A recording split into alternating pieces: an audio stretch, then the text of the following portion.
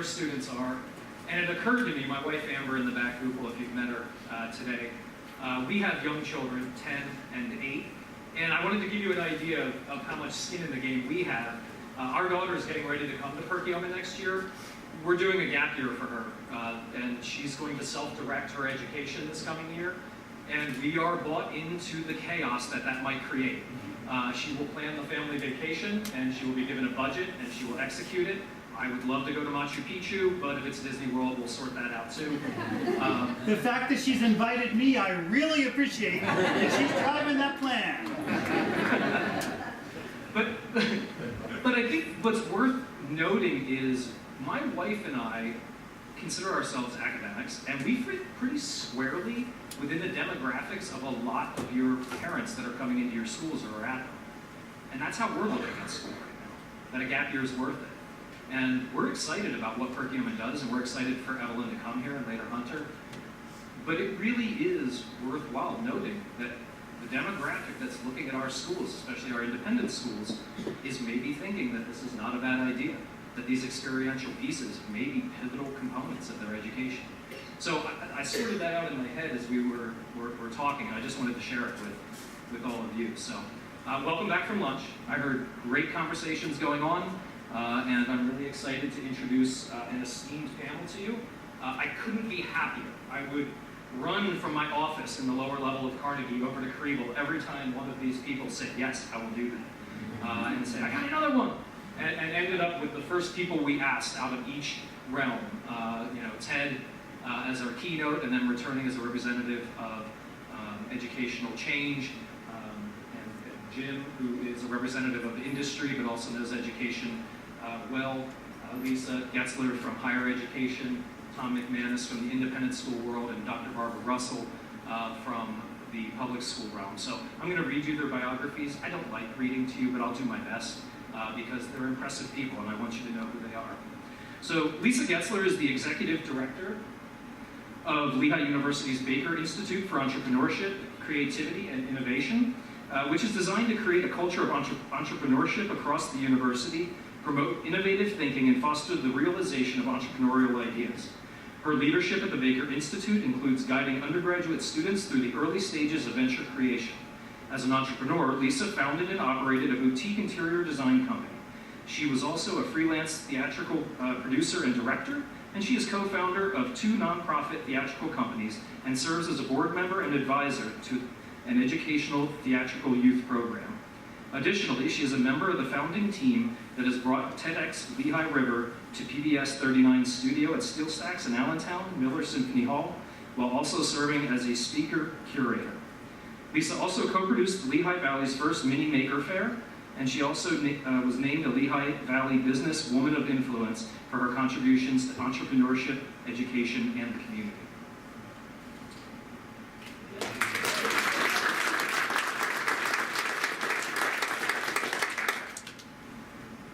Tom McManus is the head of mission at Revolution School. Tom has been working in education for almost 20 years, serving as high school principal of the Mid-Pacific Institute in Honolulu for the past 6. Tom began his career in college admissions at the University of Pennsylvania, Philadelphia. He held roles as director of college counseling and director of studies at the Tatnall School in Wilmington, Delaware, and head of the upper school at St. Paul's School in Brooklynville, Maryland, before taking his talents to Hawaii's sunnier climates. Tom led Mid-Pacific's high school during their School of the Future initiatives, helping create and support new project-based learning, technology, entrepreneurial, and other interdisciplinary offerings for which the school has received national attention. Through his work, he developed strong affiliations with thought leaders like Ted Dintersmith, who even referenced Tom and Mid-Pacific in his most recent book, What Schools Could Be.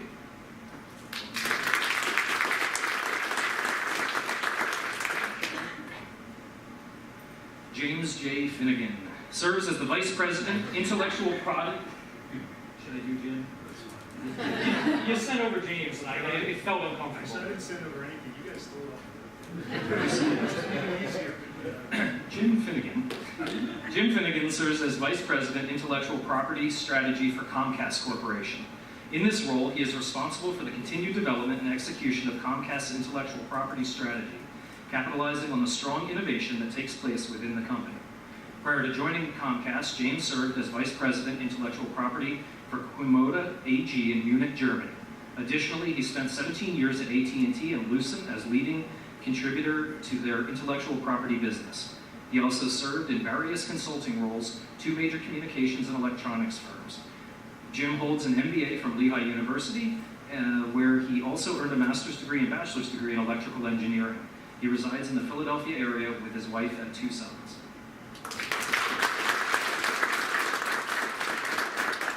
2 Perkiomen School graduates.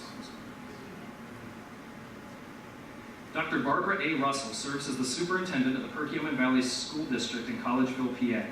Previous to her appointment in July of 2017, she has a long history with the district, beginning in 1985 as a high school science teacher and then curriculum coordinator, building administrator, and eventually central office administrator.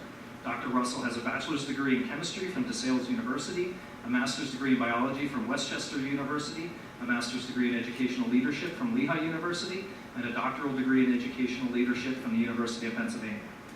The Perkiomen Valley School District is located in Montgomery County and serves approximately 5,600 students in 7 schools, 4 elementary, 2 middle, and 1 high school. As superintendent of the district, Dr. Russell's vision continues to be upon engaged and empowered students who graduate as lifelong learners ready for the future. She is focused on providing rigorous academic experiences for students and leading the district into the future through initiatives such as student-centered learning experiences with modern resources and practices. Dr. Russell works diligently to be visible in the school community, attending a variety of activities as well as participating on various committees.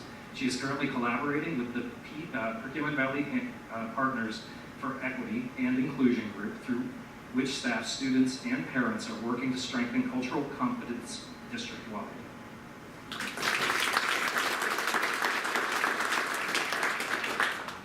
So, and I know this morning Mark introduced Ted, but I would like to do so again, as we have some Perkiomen school people that were able to join us this afternoon that were not necessarily able to join us this morning. So Ted Dinter-Smith is a change agent focused on the impact of education and innovation on the future of civil society. His professional background spans technology, entrepreneurship, and public policy. He was ranked by Business 2.0 at the top performing U.S. venture capitalist from 1995 through 1999. In 2012, President Obama appointed him to represent our country at the United Nations General Assembly. More recently, he was the executive producer of the acclaimed documentary Most Likely to Succeed, and co-author with Tony Wagner a book by the same title. Ted's most recent book, What Schools Could Be, Insights and Inspiration from Teachers Across America, is based on an immersive trip he took to all 50 U.S. states during a single school year. In 2018, he received NEA's prestigious Friend of Education Award. Ted earned a PhD in engineering from Stanford and an undergrad degree from the College of William and Mary with high honors in physics and English. When he's not visiting schools, he lives in Central Virginia. So,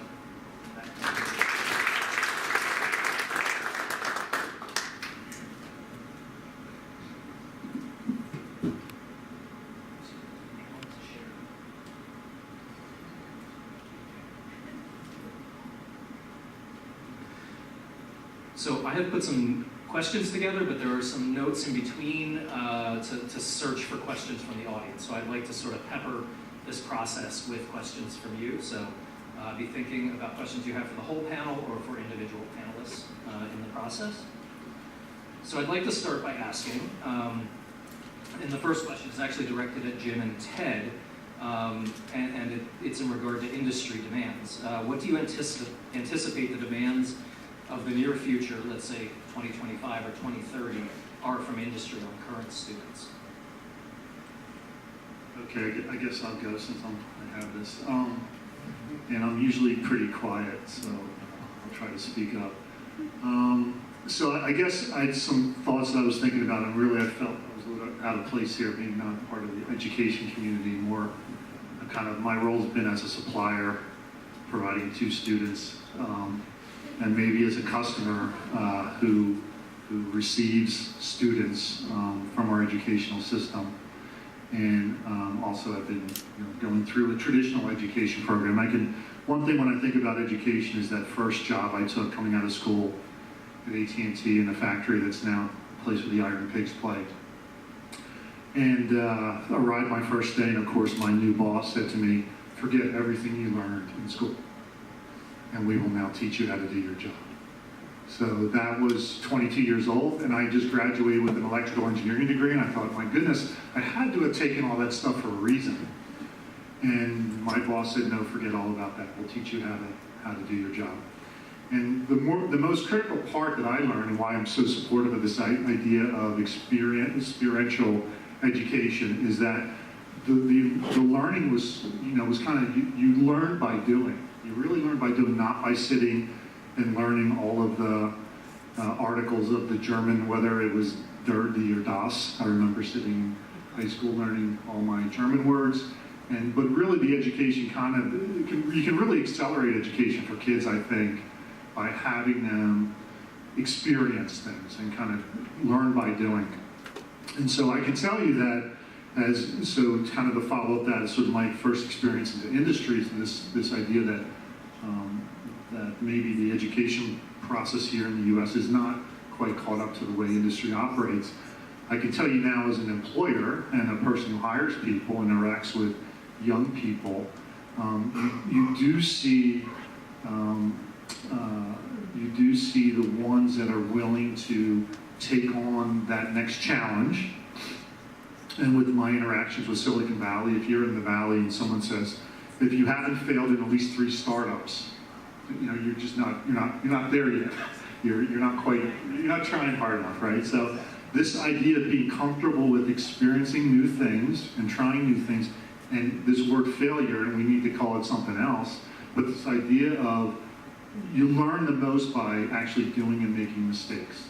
And I think that creates really good candidates. And so when I look at resumes, I'm looking for people that have had some of these different experiences beyond the traditional experience, and things like the Perk Entrepreneur Institute here, I think is just fabulous, because it's going to give those kids a leg up, because as much as we all want to change this, we're still living with a system that says on any given day, on any given job that Comcast puts out there, there's probably 1,000 resumes of interested candidates.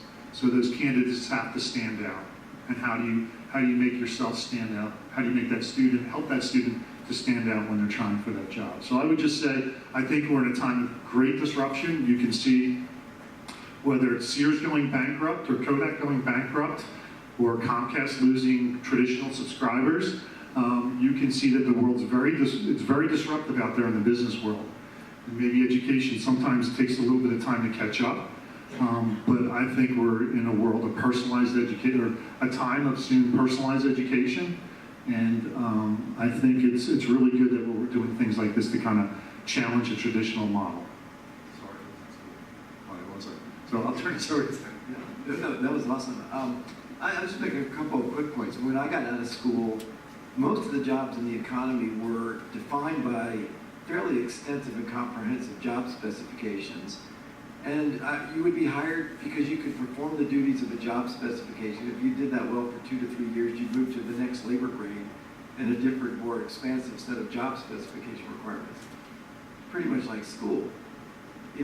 But today, that's not the way organizations work. I bet that's not the way Comcast works. I mean, organizations, whether they're big or small, want confident, self-directed, creative problem solvers who could organize their own efforts and pull together constructively the resources around them to accomplish something positive for their organization, for their community. I mean, that's what they want. I made the comment earlier, what Apple Computer said, is any employee needs their own boss is no longer employable. And so I think that is a disposition, it's a perspective, it's a mindset, far more than a narrow set of skills. So that's the first point. The second is that the skill requirements are changing so fast. I mean, if any of you have friends, kids, maybe you are, this is a bad time to spend 10 years in education to be a radiologist. When artificial intelligence is already better than the world's best radiologist. And so long, expensive paths to define careers, I think, are increasingly going to leave people exposed. Whereas short-term immersions to upgrade your skill set, add a dimension to what you're good at, I think that's the way higher ed, community colleges have this huge opportunity there. I think we're going to start to see that. The final thing, and just your introduction, I want to make sure I make this point.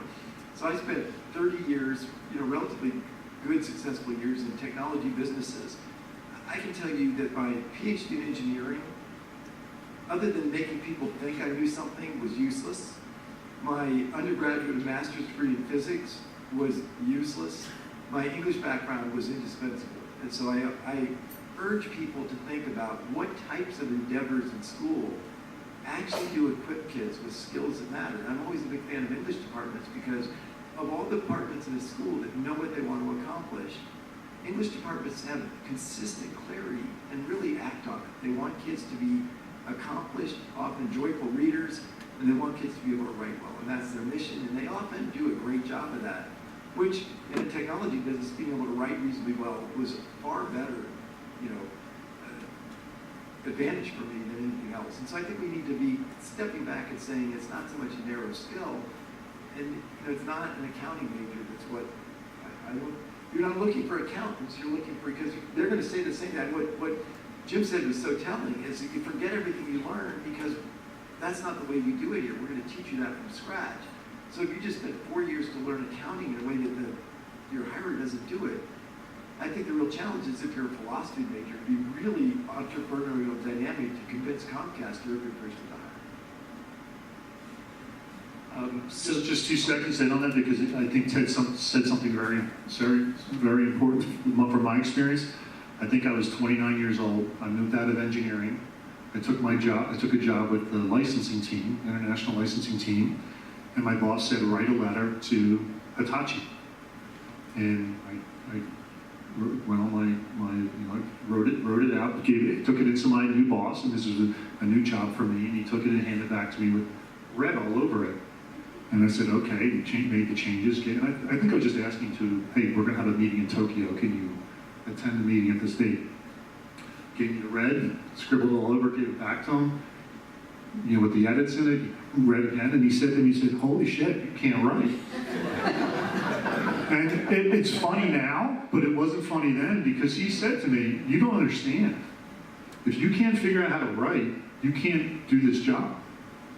And I'm telling you, I was 28 or 29 years old. I said, oh my gosh, and I wasn't thinking anything at all about why I wasn't able to write, other than the fact I wasn't able to write. And part of that had to do with the fact that in my previous job, I was in a factory. I was in a factory, doing semiconductor engineering, and it was a great learning experience because I was interfacing with the section manager and all the workers along the line. And it was a great learning set of skill sets that I needed as well, how to interact with people to get something done. But now I was shifting into something completely different, and I didn't have that skill set and luckily, my ability to kind of say, well, I can kind of learn this as I go and get better at it. The red became less and less, and eventually I was on my own.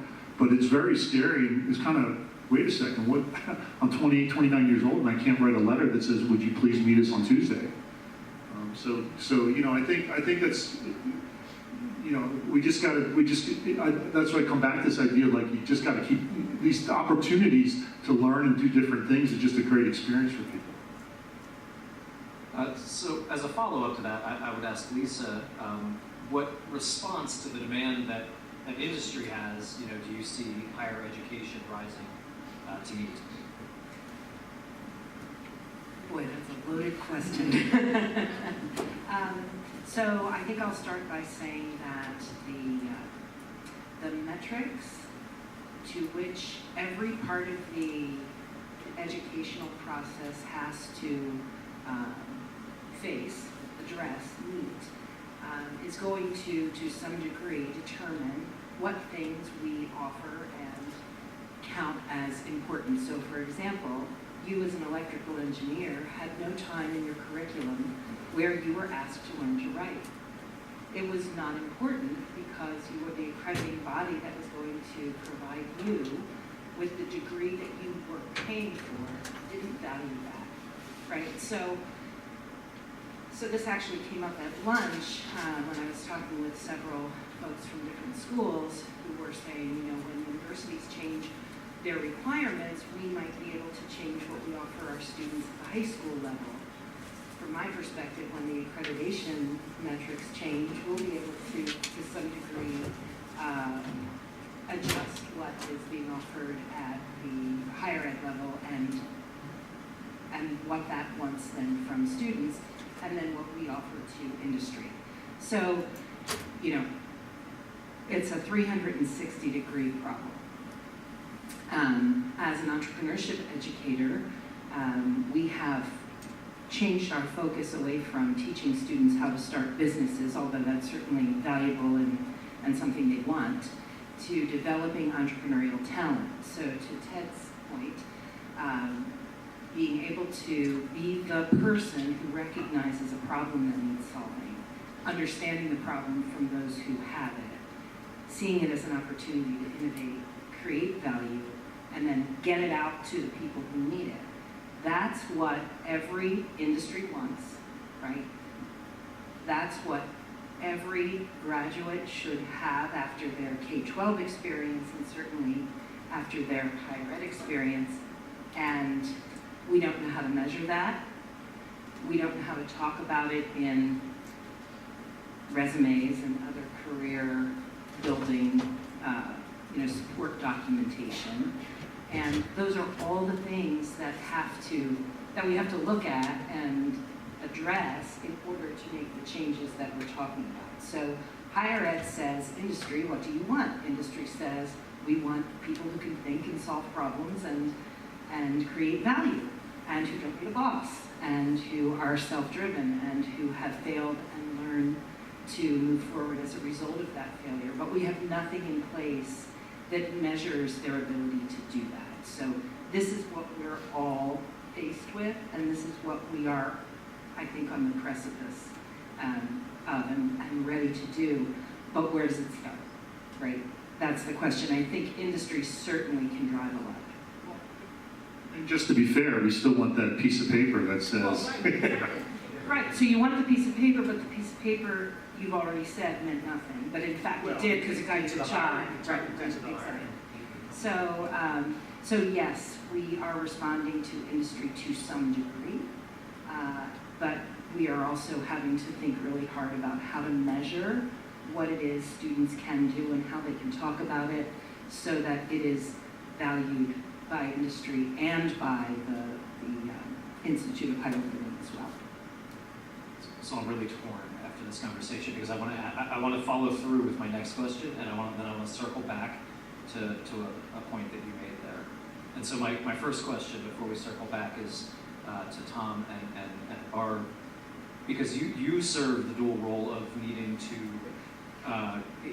to prepare students in order to achieve in higher education and to get into institutes of higher education and to serve industry.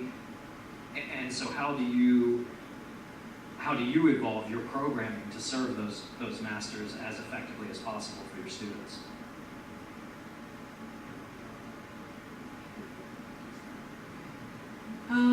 There is absolutely a tension around that right now for us. I feel as if in public education, we are almost at a crossroad of sorts because there are lots of us as part of education, and I'll give a shout out to a couple of people we have here from my school district, Gary, Sue, and Ryan, who are pushing really hard to meet kids where they are today as learners with the ways in which we want kids to be thinking and acting and behaving to be successful in future endeavors, while also being accountable to some of those things that are expected of us as a public school district in the Commonwealth. And there's a real tension around that, and it's really challenging. The majority of our students move on to further their education, and the vast majority of those students go on to college, a four-year college, or at least a two-year community college, and then from there. And there's a strong push, not only within our school system, to make sure those students are prepared, and that we as a school district feel good about that, but there's a strong push also from our community, our parents. They want that still for their kids. That's what they know, and that's what they believe will support their success. So we're sort of fighting some of those tensions in our efforts to appease our stakeholder groups and also support the success of our students. It's ongoing right now. Revolution School opens in 2019. I'll put that out there so you understand the context that I'm going to speak from. We're a new school. It'll be my 5th independent school. I've been in independent school administrative leadership for about 20 years. And and I think it's as a sector, Mark Debbie said this morning, talking about you're meeting the parents at the door with certain expectations of what an education looks like. But many times they're saying behind the door, but they really don't understand. And I know there's many educators in the audience, and we're working at the individual level with every single student. The challenge is the reporting, the measuring, the things that we take as gospel for what education is, which descend from trying to measure things which sometimes feel very ineffable, right? The development of a human being. And as a society, I think we don't value our most vulnerable little human beings or most vulnerable elder human beings. So, and I think we see that in the way that our teachers are paid and in the way that our systems are constructed. We have an education system that focuses on passing through narrow corridors instead of widening corridors for everyone who might need to pass. And so the Revolution School is we're a new venture, and our mission statement is breaking down the walls between learning and life. And in a very real way, we want our students, and they're going to be high school students, to be sitting here, for me not to be sitting here, but for my student to be sitting here, and interacting with students from other sectors, with educational leaders, with industry leaders, with thought leaders, because they have a lot to share. And what we found is that over time, we have created these narrow passageways for students, which are so largely dependent on demonstrating something very narrow as well. And often it's rote knowledge. And so we need to put the students into the active space. So what does that look like? What do some of our innovations look like for the school that will open next year? I'm looking at my colleague, we will open next year. But we're looking at a lot of those legacy structures which frustrate us, and we're hitting all the headwinds that you're describing in terms of talking to audiences. And there is an intuitive sense among many parents. I have 4 children myself, their range. But there's a sense among parents that something isn't working. There's a sense among my colleagues who are college professors that something isn't working when kids are showing up in the classroom with astronomical rates of depression or just kind of lost about what they're supposed to be doing there. And there's a sense in industry that, like, well, what they just did for however many years isn't working out. Some of the legacy structures we're looking at, we're certainly looking at grading and reporting. So as we go through the licensure process for the state of Pennsylvania to represent, hey, they're going to meet the standards, right? Here's the national standard. The standards are beautifully thought of. There's standards in every discipline. There's standards, even skill standards in entrepreneurship, right? That where we can say, these are the things we want students to know, but really we want them to demonstrate them. So we're looking at a portfolio route as opposed to more of a traditional testing route to demonstrate those things. And as an independent school, we have more flexibility in some cases to do that, although that's some incredible public school educators who are doing just the same kind of thing with the permission, with the backing of their leadership. Another thing is time. If you have a transcript, and so I started in college admissions at Penn, and I was like really good at playing school as a high school student, and I could, like a pinball machine, I could rack it up and I could say, oh look, there I got my A, and I got, I have all my things that signify learning. I didn't know what I was doing when I got to college, but I did, I had that transcript, and each of those grades corresponded to some time I spent with a butt in a chair. And that's how it was constructed. And so as we look at time, we really have to ask ourselves, is this idea of moving kids from one discipline to another, first of all, just the idea of teaching through discipline, shouldn't we be teaching students to view the world in systems and how the world really works? And from there discover the content actually has an application. So that's one thing. The other thing is just, when I write, I like to get on a roll. I'm in a shared office right now, like I'm not in a school for the first time in like 20 plus years. It's really weird. There's no kids around. But I like to get on a roll. I wouldn't want 45 minutes in for the bell to ring for me to move on to something else. When I'm working in a team, which is all I'm doing right now, I'm really excited that we can chalk out 3 hours to get something done. And God forbid we have to go, and we're located downtown, go develop something with a community partner. we're gonna need that time. So we're gonna have full days of the week where we're not in our school building, we're out in the community, maybe we're on site with community partners. So those are some of the ways that we're looking at attacking those things. The headwinds are real though. So we have to represent, and we've been selling that I come from that highly selective admissions perspective, and I know that very well. I was a college counselor for many years. To interface with what really will be an unfair measure when they go on to the next thing, I guess I think on our team we've decided that what they do in high school is going to be much more important. What they come away with, the effect that that's going to have on that narrow measure of college admissions, that's one thing. The effect it has on their whole life for them to be fully realized human beings, that's much more important. So a lot of what you all talked about brings me back to a point, Ted, you made in your book, is all that is worth teaching measurable, right? And that's kind of a profound way of looking at it. But when Lisa and I were talking at lunch, we were talking about the college admissions process, and she talked about these accrediting bodies, and I said, wait, what?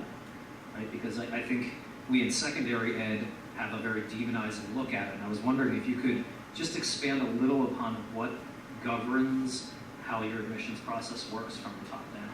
Well, I'm certainly not an expert in the admissions process, but I can tell you from my work, having designed some assessment tools that we're looking at getting at the underlying process of thinking, innovation, and entrepreneurial mindset, I did learn why that was going to work to some degree and why that was not going to work to a larger degree. And so I have some experience with the ABET process, which governs engineering accreditation, and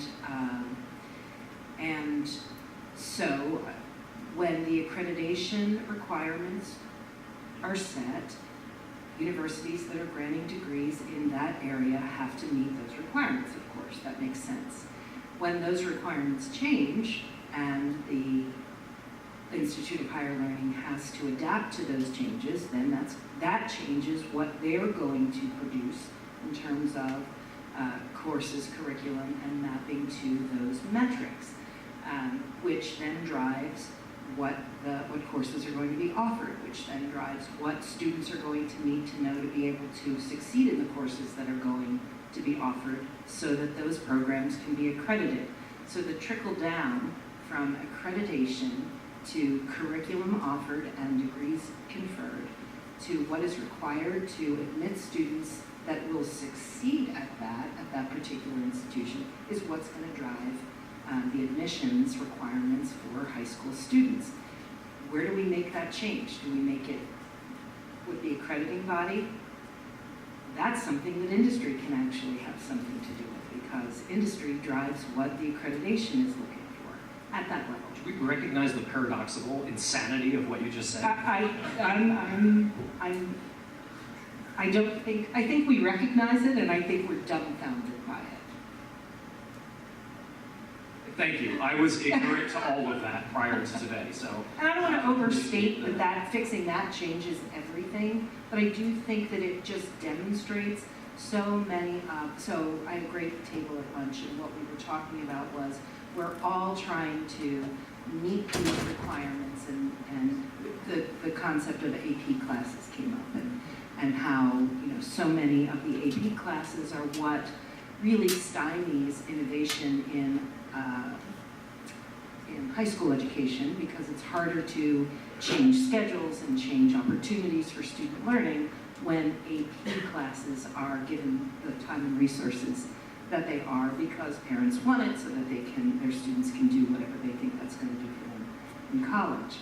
And that further led to the idea that, well, very often once they get to college and they have benefited from those AP courses, and by benefit I mean don't have to take some classes in their freshman year, not necessarily true that they're going to benefit by not taking those classes. There's a whole variety of beliefs that we have that we have to decide to change. And if we're going to change them, where do we start? And that's how the accreditation came up. Thank I'd like to open it up for a question. That hand went up quickly. That was, we're gonna get fireworks, I think. So what I'm struck by is for public education, the free public education in the United States was designed to have educated citizenry that could understand the issues that they were voting about or who was going to represent them to do that. And it seems like we now have come to a place where that is still part of the mission of the public school system, as well as all these other things. But then we get to college and suddenly nobody cares about that. Now what they care about is, are you ready to step out and get a job to work, right? And historically, like if you go back to the 50s, like my parents, you got a college education, you were guaranteed that road, that you would get a job and be able to work your way up. And that's not the case anymore. The millennials who have graduated with hundreds of thousands of dollars of debt, not only individually, but nationally, and those jobs aren't available. Like so where do you disrupt? Do you disrupt up here? Do you disrupt on it? Because we still need an educated citizenry. And I would say that right now in our country, you could say that there's evidence that it's lacking. So where do we, but by the way, that was a great question. So where do we disrupt when you've got lots of interlocking elements? And others may not have my sense that we're not going to see tons of innovation from existing higher ed institutions. I'd love to be proven wrong about that. There are some great examples, I read about some, but I think it's very difficult. I used to think, naively, wouldn't it be a great job to be a president of a university? I can't think of a more training job. I mean, it's like 24-hour fundraising. So maybe that'll change. I think you'll see disruption in 2 or 3 places. I think you're going to see alternatives to traditional four-year higher ed that offer really effective short-term immersions. I've been involved in a couple. One was like, I think coding's overblown, by the way, so I don't want to highlight this example and be confused to somebody that says coding is a basic skill, because actually I'm convinced, and a lot of smart people would agree with me, that coding jobs are actually going to be on the decline, so fair enough. But I was involved with something in New York, 3-month immersion, started out with $5,000 tuition, 98% got jobs, average salary was $74,000, most of them had no coding experience before. Is that the same as a complete college experience? No. But is that really a powerful way to jumpstart? I was involved with the second one, which is 9 months immersion data analytics. I think you're going to start to see those, and as those become things that parents can brag about, because that's a big factor here, I feel like one of the things that's heartbreaking to me is the number of parents that wouldn't brag about a kid who decides they want to be a master electrician, which is a very honorable, challenging, difficult job that makes their community better. I don't know why we aren't more like Finland, where we honor that as a path forward, but many parents and many schools will celebrate the college acceptance, but won't celebrate that. So I think you'll see alternatives to higher ed. I think the biggest opportunity is for K through 12. And I go to these schools. I say a lot of things people don't believe. So I'm going to say this, and Pamela, some of you may not believe. But I say, and I believe this, that if we did K through 12 right, most K through 12 graduates would be well ahead of most college graduates today. We spend the entirety of K through 12 preparing kids for college. If we made a list of everything kids cover in grades 7 through 12 and said how much of it you use as an adult, the answer is precious little. I mean, 20% would be a high number. And so now you start to say, what if we started to carve back some of that time on memorizing the definition of iambic pentameter, or knowing the difference between opposite and inhibit, and just let's allocate that time to something that gives a kid a really great fighting chance to move ahead in life with a distinctive proficiency that lets them have a fulfilling career with or without college. That, I think, is a very good trade-off, and I think you're going to start to see that. I talked earlier this morning about if we could change college admissions. Tom would be a great person to weigh in on that, but I mean, the more they're valuing kids on a portfolio, a body of work that shows they can, in their own way, develop the kinds of skills and capabilities and bring determination to make positive contributions, if that were the essence, the major priority in college, it's application that would change K-12. So So I think there's some really interesting things, but I think ultimately the beauty here for everybody is we all make decisions for a very narrow group. You know, we make a decision for our own child. We make a decision for a classroom or a school. And we can have the courage to do something very different and be able to explain it. And I think if we start to see those things and celebrate them, and people start to realize, oh my gosh, there are alternative ways. There's a whole myriad of creative ways kids can engage with learning and move forward. And if people start to say, hey, this is really great that my kid did X instead of did Y, I feel that degree of optimism about that. But I do say, I think we need to find, I've spent a bunch of time in Finland. A lot of people say Finland's education is the role model for the world, and I kind of agree with that. But Pasi Solberg's a friend of mine, he architected that. Say, Pasi, where do you get your best ideas? So we get all our best ideas from the United States. The difference is we do something with them, you don't. Okay. And I worry about that, which is why I wrote a book about great ideas in the United States. But three other things about them, right? Essentially no childhood poverty. How we can get up every morning and say we live in the wealthiest nation on earth and half our kids in public schools are in poverty, that's inexcusable. Second, an enormous value on unstructured time. Finland places a big premium on recess. We've convinced ourselves that that's a waste of time when kids are falling behind, and they realize and value the importance of free exploration. And third, they don't push kids down the college path. Half the kids self-select for the trades, and it's not that the rich kids go to college and the poor kids go to the trades. It's spread equally across those demographics. And a family that's well off, whose kid says, I want to be a master electrician, if that kid wants to do that, let's go for it. And the final point I'll make, and no, shut up, is, we don't show, if I could show you one video, but you can Google it. So go home and Google MIT graduation day, light bulb wire battery. So MIT graduation day, light bulb wire battery. And you will see 7, 8 graduates of MIT who've all gotten 5s on all their AP courses and 800 SAT and everything else. And they're asked to light up that light bulb, and they all say, of course I can do it, and none of them can. And they can manipulate the parameters in Coulomb's law, and they can do all this stuff that a very poorly designed AP curriculum says that you need to do to understand science, but they can't light up a light bulb. And the MIT professor who did this does not want his name mentioned for obvious reasons. He's deeply skeptical of the kids at MIT learn any real science or engineering. And that should get all of our attention. And so if you back that up and say, what if kids in high school were shadowing a master electrician? Would they actually learn more real science than memorizing Kirchhoff's law and Coulomb's law and being able to play around with those parameters? They would clearly learn way more science. And we might start to realize that that's a really difficult job that just didn't happen to require 4 years of costly formal instruction. And the more we get to that point, not for some kids, but for all kids, where we respect all those paths, we will start to see a much leveler playing field and kids doing what they really want to do instead of what their parents think is the mark of their success. Just to being one of those kids that couldn't light up a light bulb, I would agree, Ted, with everything you're saying. And again, I hate to make excuses for us. We are where we are just because of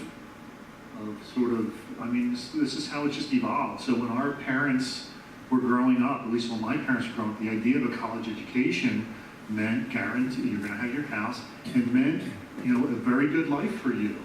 And so that kind of has fallen down upon this next generation. And my 2 kids just graduated from here, and we wanted them to be at great schools, and all that. And you can argue about, and I could argue about whether they're 2 individual people. Is that necessarily the best thing for each of them? Because this idea of MIT, right?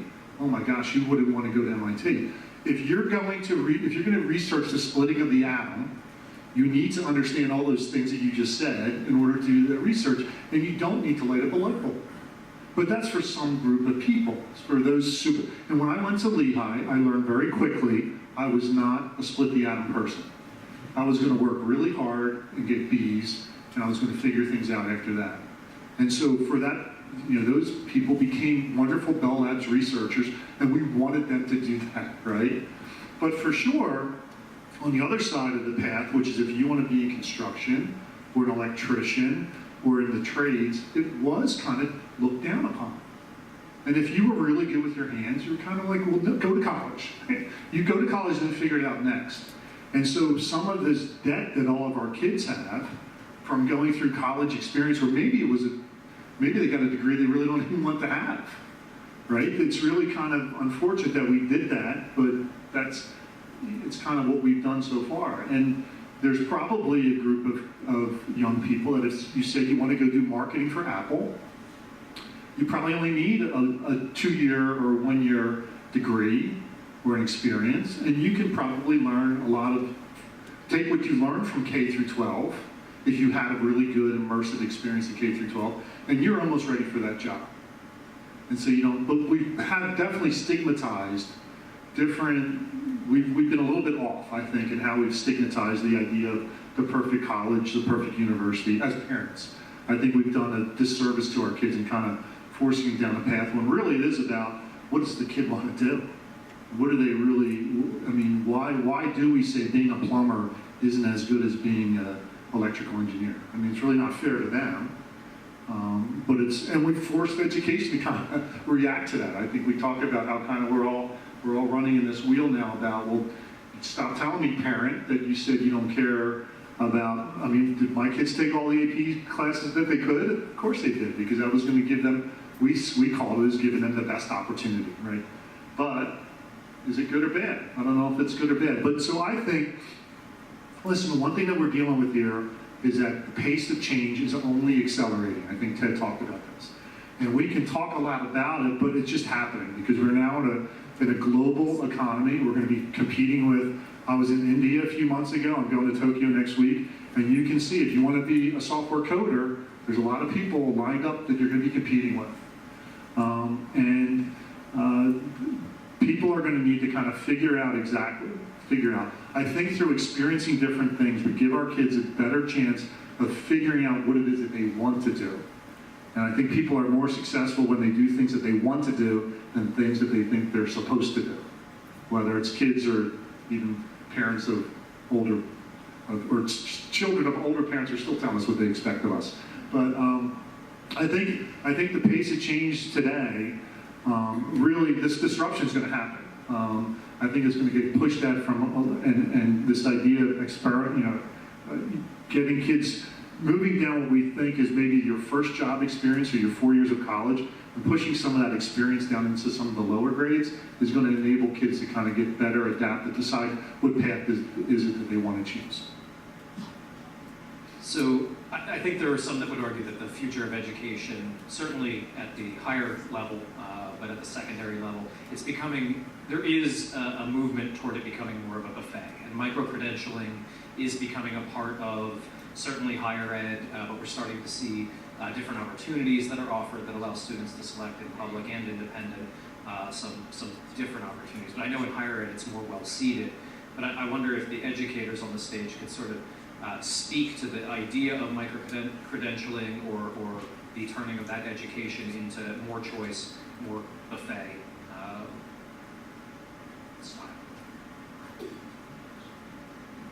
I think we are holding on strong to tradition, which we've alluded to in some of our conversation already.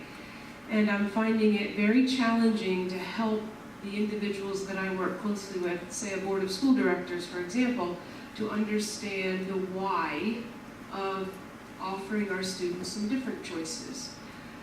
We are expanding opportunities for students, so a vocational technical career center is no longer a VOTech school for a certain type of learner, but actually offers a variety of options for students so that they can graduate with a certificate and set themselves up for a job immediately upon graduation.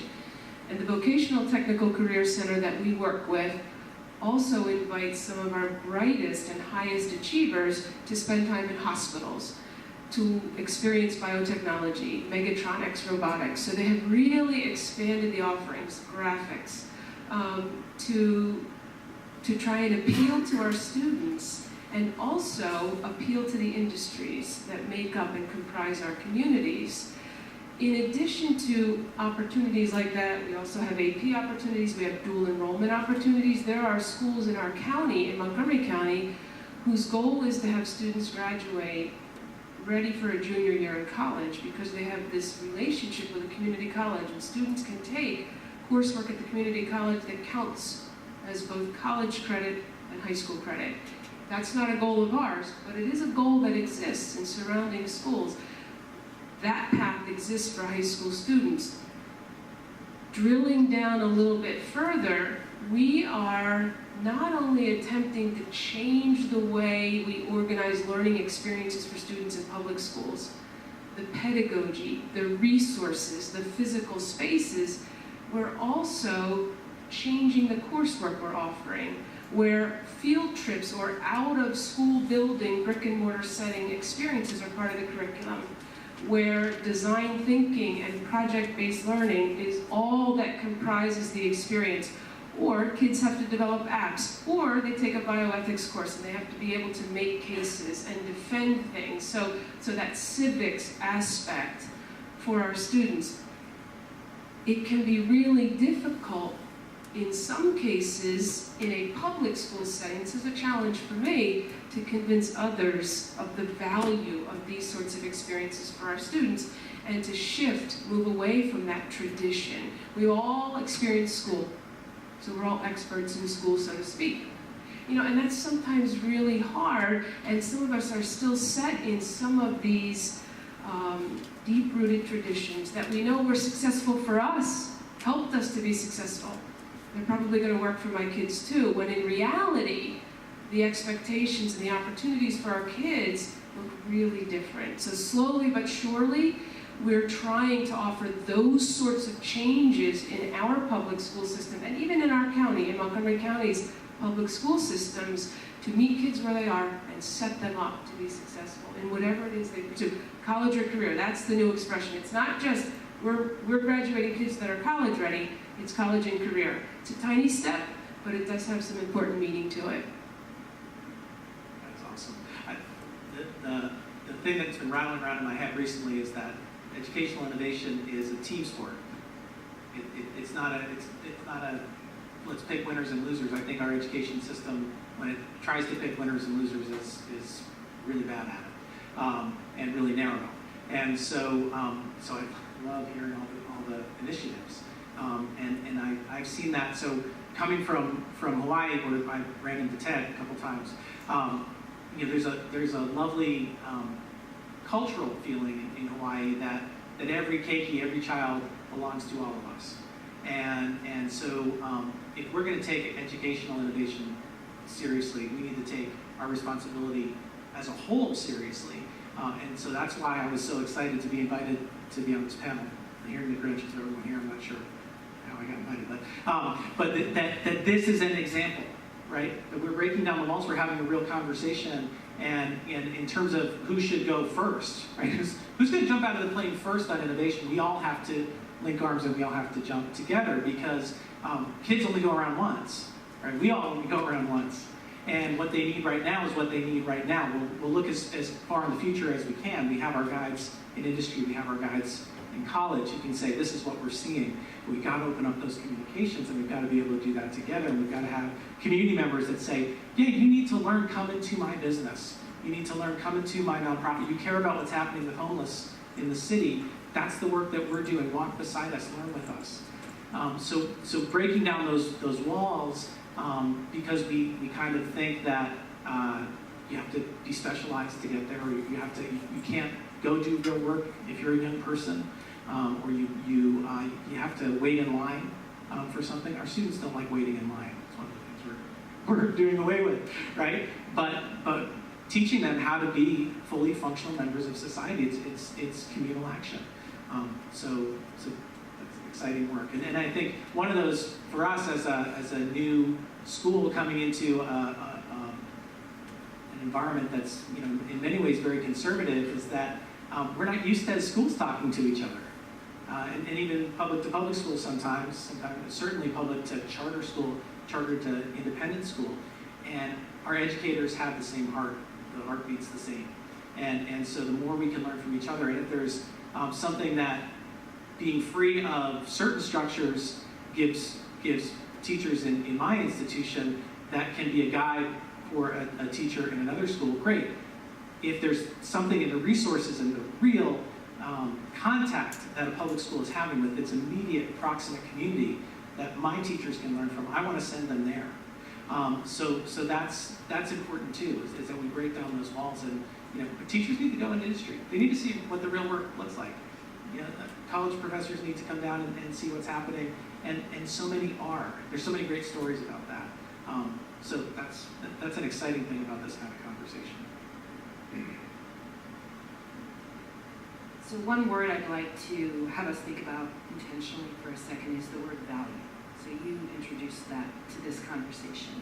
And proving that something has value is the way we get those who we have to convince to say yes, right? So making an idea that we believe in easy for those who need to buy into it to say yes always requires us to be able to say, here's how we know this is valuable. And we're going to share that with you so that you can agree with us so that we can change the thing that we know needs to be changed. And so figuring out what the value proposition is and then being able to measure when it occurs and how it would look different if we did it this way or that way is what's going to allow us to address that paradoxical situation that you pointed out we are in the midst of. So again, we all have a different lens, we all have a different bias, but figuring out the moment when something occurs that allows you, as in your role as superintendent and your role as designer of a new school and your role in industry and your role as disruptor in education, is how do we know that something has occurred that we value? Proving that it occurred and at what level is what convinces those that we have to convince that this change is good and we should pursue it, whether it's your school board or the parents' council at Perkiomen, whatever it is. That's what individual actors can do. We were, again, this fabulous table at lunch. There were some folks who were saying, if I can walk away from today with maybe 2 really practical things that I can change, that's going to help me. And so I think my soapbox thing these days has been about figure out the thing that you can prove through the change that you believe needs to happen, and then prove it and share that out with the people who are going to help you take it to the next level. I think that's how disruption occurs. So, let's take a few. This is why I sit in the front. I think this question may be best for Jen, but anyone on the panel can feel free to answer. A lot has been made in the news recently about a few companies not requiring or no longer requiring a college degree, like the Apples and the Googles of the world. Number one, is this a trend that you see continuing? And if so, why aren't they doing a better job of the PR around that? Well, I think to follow on the discussion about value, the engineer in me would say, depending on the job, and I think, I don't know if it's Elon Musk or someone was out recently on some podcasts and really pushing this idea that depending on the role, and again, I think it comes down to this kind of personalized path. Depending on the role, 4 years in college may not be necessary. So if you're going to be an attorney or a doctor, I think they probably want you to be well educated and well studied, or splitting the atom. If you're going to be a marketing person who effectively is using kind of a lot of more human communication skills and less about the book skills, then maybe an experience where you're best served by being in that role immediately.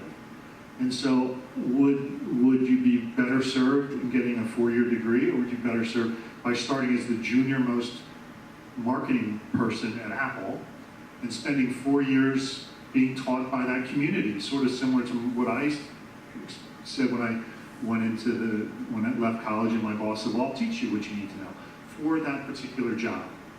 I mean, it would have worked. Now, I went through 4 years of college because it gave me options, because I wasn't sure what I wanted to do.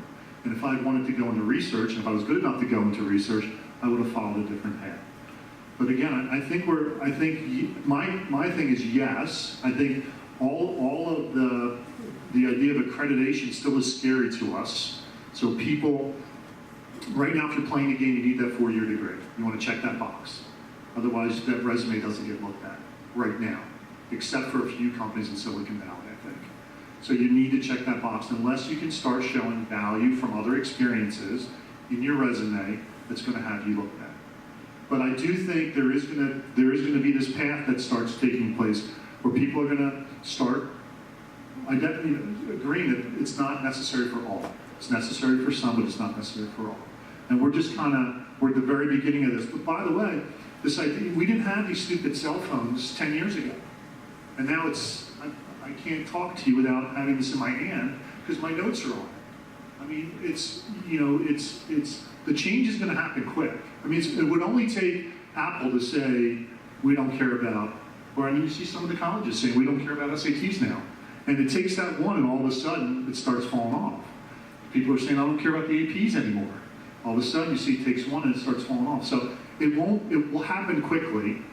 I think, and it's hard to ask a 10-year-old kid or a 12-year-old kid to be responsible for their own education. That's where, unfortunately, I think kids in public schools have a tougher go at it because you're really going to need to take ownership of your education to really, and part of that is to understand what it is you want to be when you grow up. I mean, and some of us probably still don't know what it is we're going to be when we grow up. But yeah. I'd like to add to that point. So I'm a fan of apprenticeship, the apprenticeship model, right? Which is what you're talking about essentially, is learning as the most junior person what it is you want to do. But I also don't want to dismiss the idea that there is a period of time in people's young lives where they need to grow up. And where does that happen? So often it happens in college for many people, right? That has been the experience, whether you learn to write or learn to be an engineer or can make a light bulb light up. Many people will say, college is where I learn to be myself. It's where I learn about myself. The question is, where is that available to students who don't go to college, right? Is that happening in their experience? Maybe. But what I can tell you is that in the university experience, where they are checking the boxes and getting the 4-year degree, they're also finding out about themselves these things that we're talking about, as well as developing their skills and the value they're going to be able to provide in the world, in addition to the 4-year degree that they're earning, because they know the 4-year degree they're earning has less value every day, except to get their resume looked at. And so the idea that, and of course then there's online learning, right? So now we have that option for people. So the knowledge transfer isn't what it's about anymore. We know that at many levels. It's the experience, it's the immersion, it's the ability to try something and fail at it and learn from that failure and all those things. So one of the things that we're doing in the meantime is we're working with students to help them dissect the experiences that they have had so that they can talk about them in a professional interview, so that they can find a way to share their portfolio of work with a future employer so that they can use those kinds of experiences to their benefit to show the value that they will bring to the new setting. The fact that that should be happening for every student, regardless of their path, is where I think we're talking about making the greatest change. Just a couple of quick ones. In my book, I write about software companies. When I was early in my venture career, they only care about where they went to college. They don't care whether college is irrelevant at this point. They look at GitHub, where they can see their code.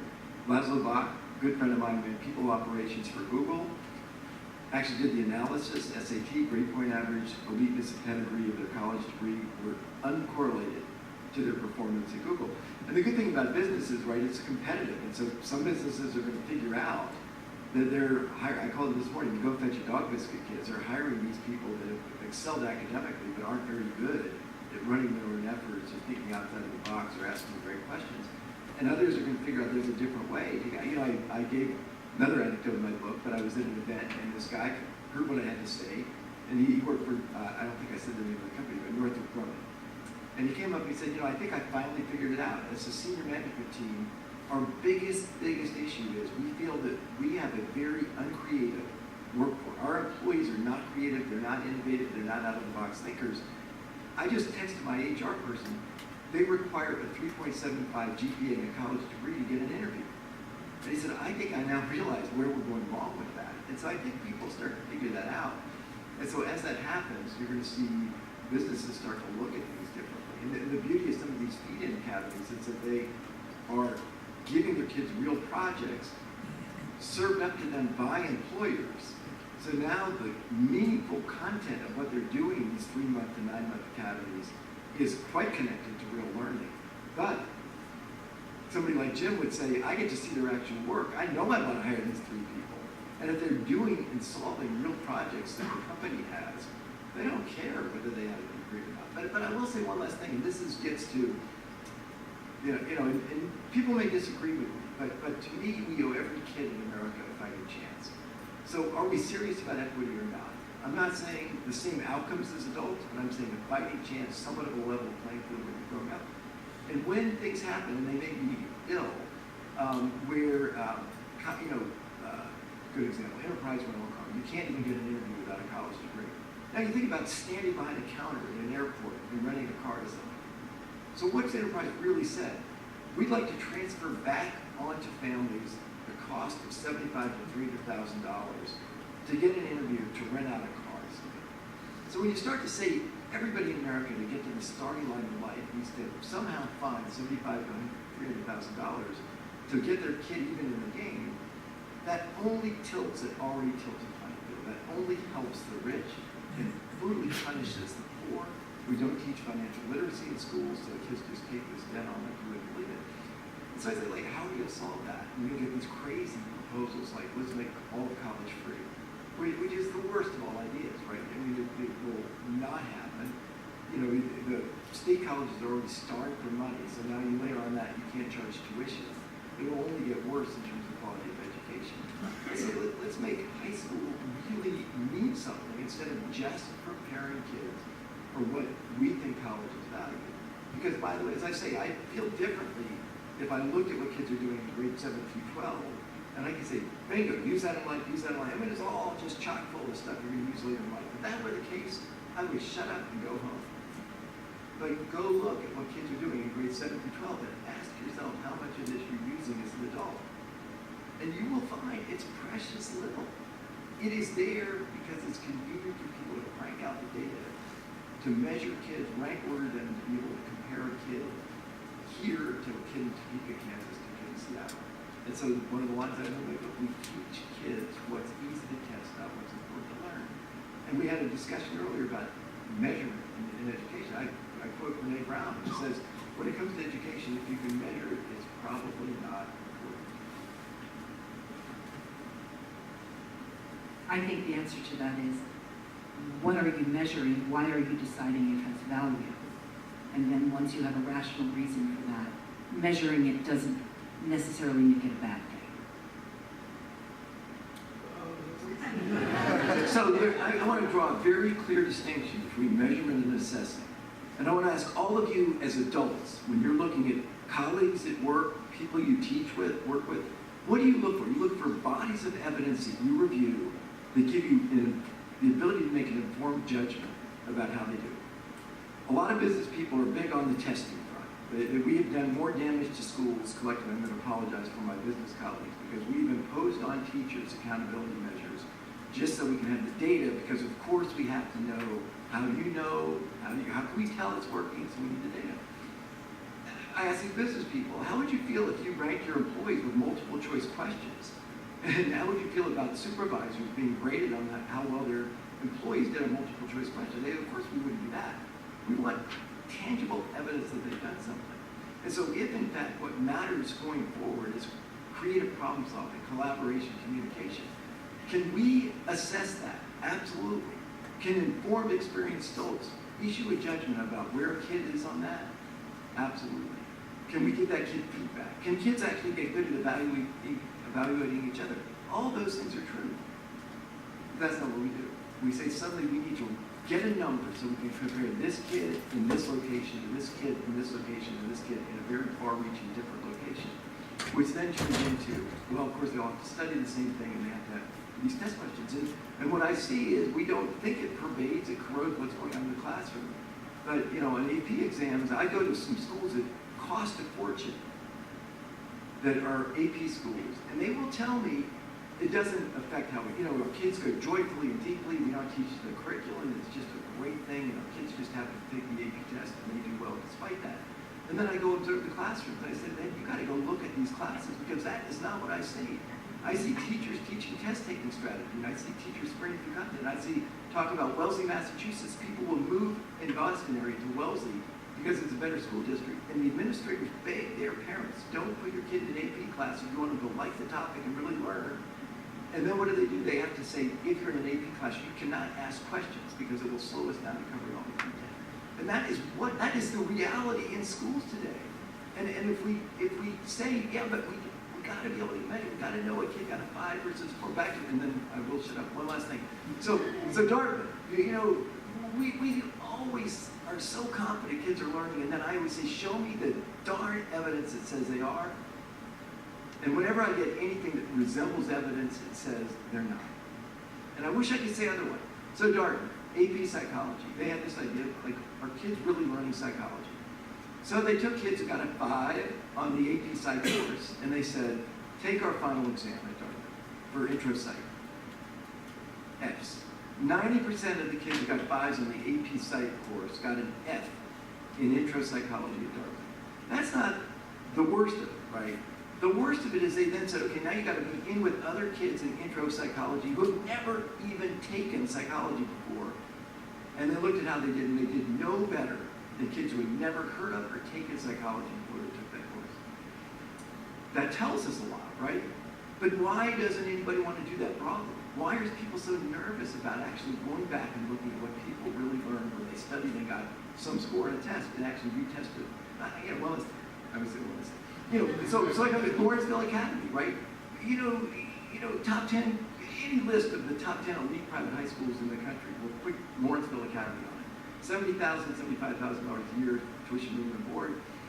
A few years ago, they said, are our kids really learning? We should answer that. We owe it to our kids. Are they really learning? So they said to the faculty, this was a leadership team that said, we want to get a handle on that. They said to the faculty, we're going to re-administer finals in September. The finals kids took in June. A bunch of the faculty said, oh, that makes me nervous, that makes me nervous. I mean, we have low-level things on the final we're going to forget. It sort of begs the question why. They said, okay, fair enough, take all the low-level stuff out. Let's just retest them on the essential concepts we think every student mastered. What'd they do? 2 years, lots of subjects, lots of kids. Average grade went from a B+ to an F.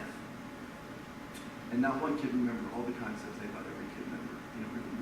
And so you just say, how much of it's real and how much of it's myth, right? How much of it is real development of human potential versus ranking potential based on the ability to do cram for a test and have good short-term memorization skills. I feel like there's too much of the latter, and it doesn't have to be that way. There's great things going on all over the country that are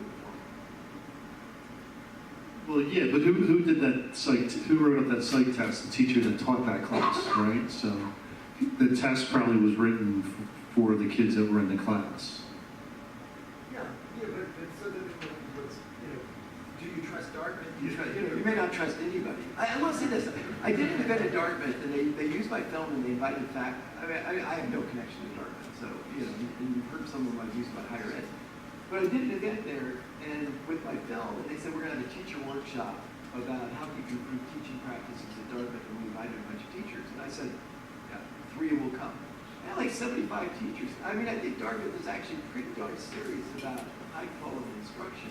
I didn't see the exam, and it wasn't tailored to that course. But you would hope that 5 on AP would lead to something better than that.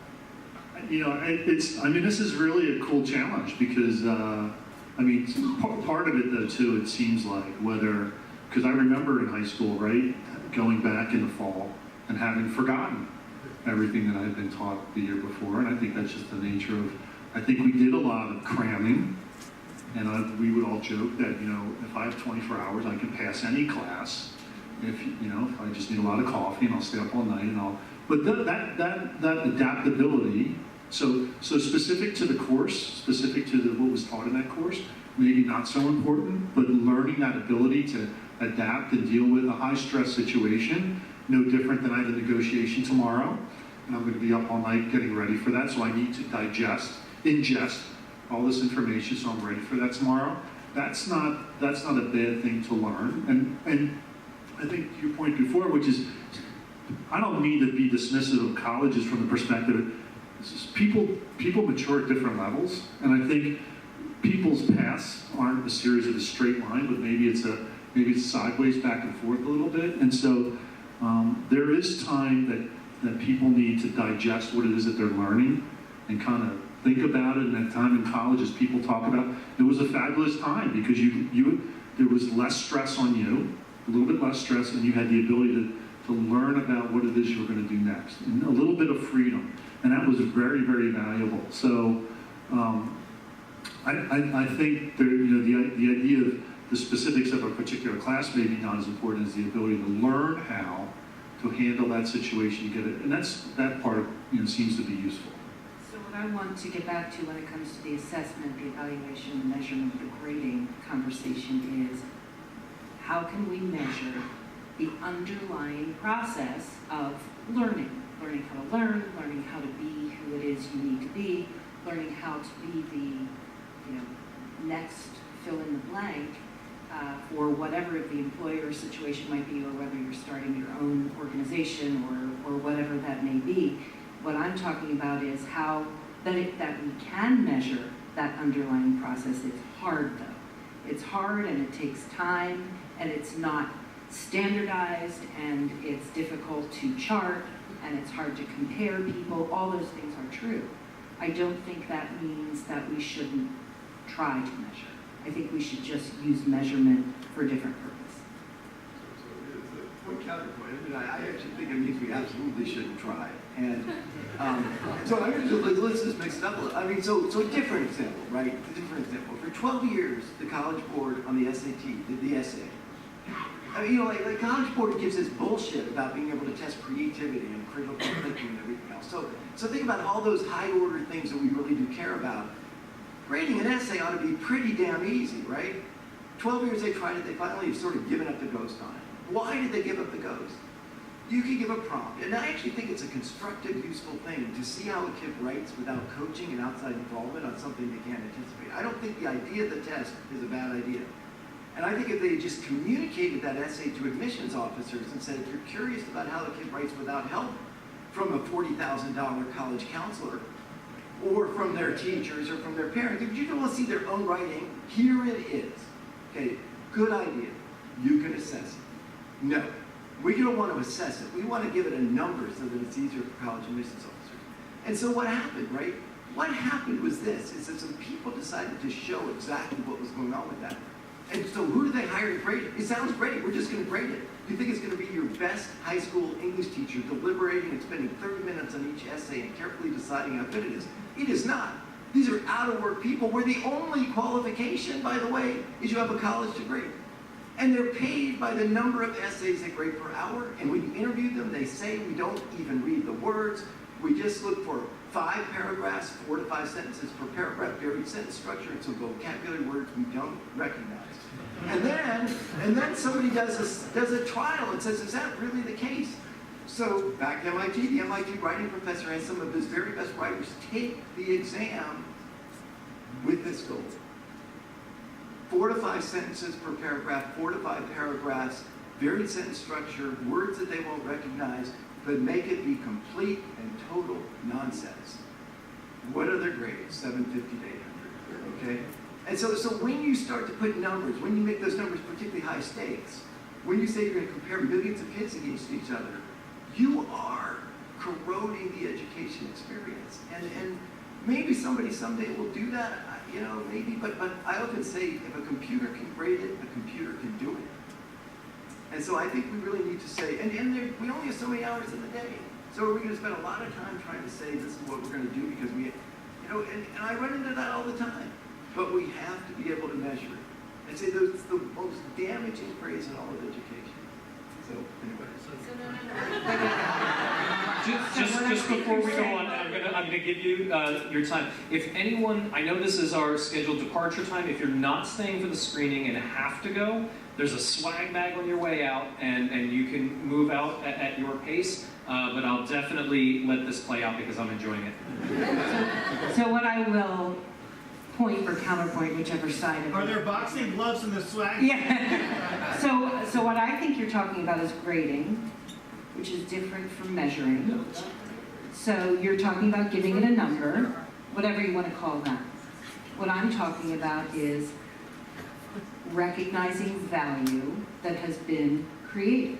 So if a student has the ability to do something that can't be tested, that can't be written in an essay, that can't be given a number because we don't have a scale for that, or we don't have a test for that, but still it's something that a future employer would like to know they can do, finding a way to be able to measure it, I'll use that word, so that the value can be shown is what I am certain we still need. How it plays out and the scenarios that you've described are not in any way connected from my perspective. Can I ask a question actually of Tom and Barb, and not really shifting gears, but I'd love to hear your perspective on the Mastery Transcript Consortium and what that movement means to this conversation. Yeah, I just want to, so the place of value on anything is when learning stops, right? It's to value something is to fix it in time, and I think most educators would say that we're about growth, we're about continuum, we're about a feedback loop which helps a learner recognize where they are now and where they can be, and maybe could do that on their own would be the ideal thing to create a system where they can do that. Versus assessment, right? And that is assessment, literally to sit beside a learner and help them to gain that skill. They can recognize where my writing is today, where my writing might need to go tomorrow, without the fixing it in time and saying, now I have a brand of a value. And so there's lots of ways to do that, but it returns you again and again to professional judgment, and the professional judgment of our educators, or of any community that seeks to enculturate someone into it. Right, I'm going into John Dewey now, but the industry, you don't say the hiring manager doesn't have the professional judgment based on all the experience that they have to say this person is a good fit for this skill set. They're probably going to triangulate their data. They're going to hear from someone. They may see their a portfolio of work. They're going to read something that person has written. And then they're going to use their professional judgment. And that's really where our teachers excel if they're given the time to really focus on that, to focus on the individual student and to focus on where do we want the student to go and how can we help them to get there. And so that's the assessment process. The Mastery Transcript is a movement which is really interesting to talk about the habits, skills, and dispositions. You might call it the how of learning as opposed to the what of learning. So to produce a transcript which reflects, if we value collaboration, can collaboration have a representation on the transcript? Can it be a thing that colleges look at and say, okay, and then beneath it, they're trying to figure out how to represent that triangulation I just mentioned. What are the examples of collaboration that the student can bring forward? Why has the school said in their professional judgment that this student is a good collaborator, and how is that substantiated?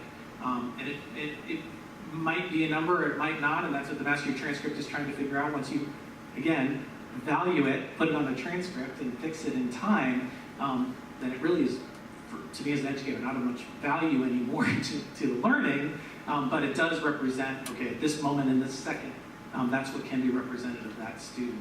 And, but the Mastery Transcript is a really interesting approach, and it's being, there's a lot of energy behind it from independent schools and now some public schools. Colleges are in the conversation. I know Ted's been in some of those conversations. I think it's very complex because I think that my fear is with any kind of any kind of instrument that we purport will fit every situation, we're going to steer towards standardization, and then it no longer reflects the professional judgment in that community, the sense of the mature members of that community helping that immature learner to something else. Took all the space from that. Not really.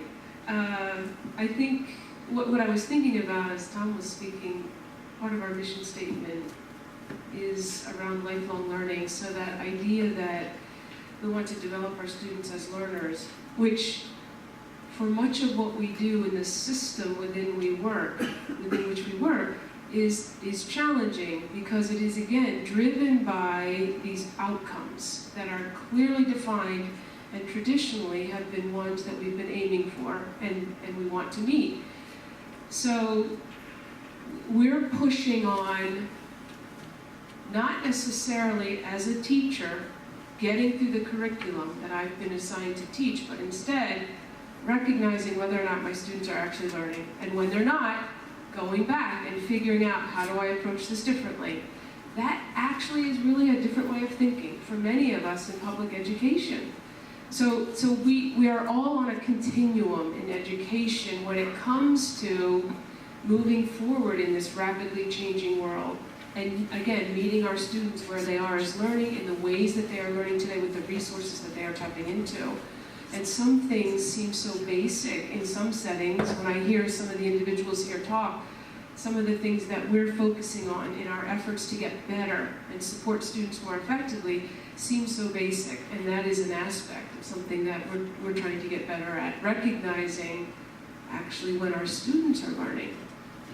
And not instead what I've got to get done. I've got to get this, I got to get through this chemistry curriculum because I've got to prepare my kids for freshman chemistry when they go on to college. And changing that mindset, moving away from that testing outcome is really hard. I know that we are running low on time, and I'm hoping the Stefano Lounge, which is just outside the door here, is a place where maybe you could take a few moments if people have individual questions. Before we end, I would just like to get a few words from each of you, and I really just mean a few characteristics.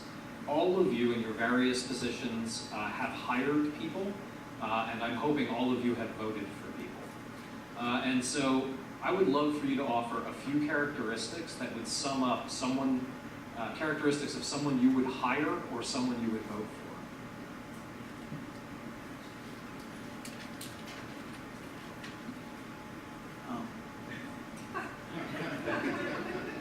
Kind, thoughtful. Those are good places to start. Nice manners. I would say humble and comfortable being uncomfortable at times. Yeah, I would agree with all that and say inquisitive and a good team player, good person. All of those things. Of course, the ability to see the world through the lens of creative problem recognition and the willingness to be part of the solution. Two different things, who I hire and who I vote for. I love to hire people who had a clear vision of a better version of the world and just would not take no in terms of making that happen. That's who I hire. That's who I hire. Voting right now, I take anybody who values honesty, integrity, and decency. And I will say this, I used to be very apolitical in my social media stuff, but I've given that up.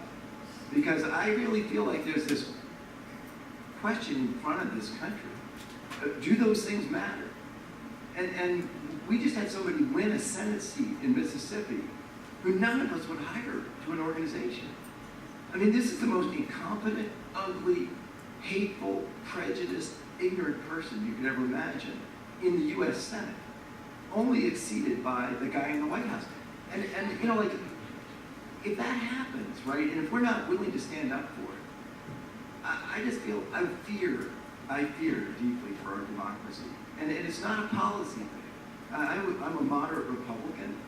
I'm not, it's not a policy thing. But I just feel like, what's a nation have left if it gives up on honesty, decency, and integrity? And that to me is the pressing issue of our day. But I actually think that those are core values we can instill in kids. But I often think when it is, beat out your classmate on something, to do somewhat better at something, we're sort of losing that opportunity to instill those values. And then families can do it, and churches can do it, it can happen in other places.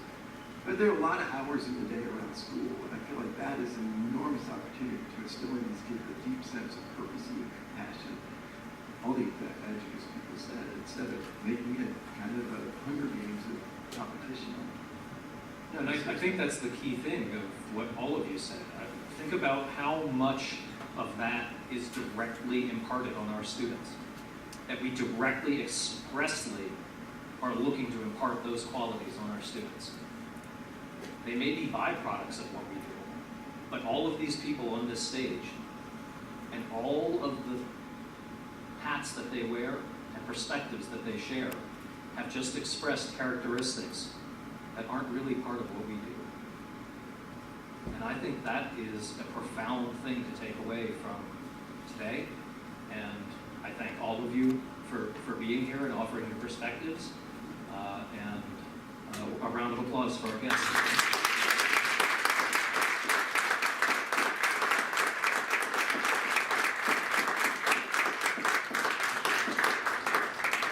So those of you who are staying for the screening, you can leave your swag bag on the table out here and go straight over to Kay's Hall. It's directly across the street. We'll get the screening set up, and the bags will be outside of the screening when you're done. There's a snack in there for your ride home, so if you want to take it over there and eat it in the theater now, go ahead and do that. Thank you so much for coming.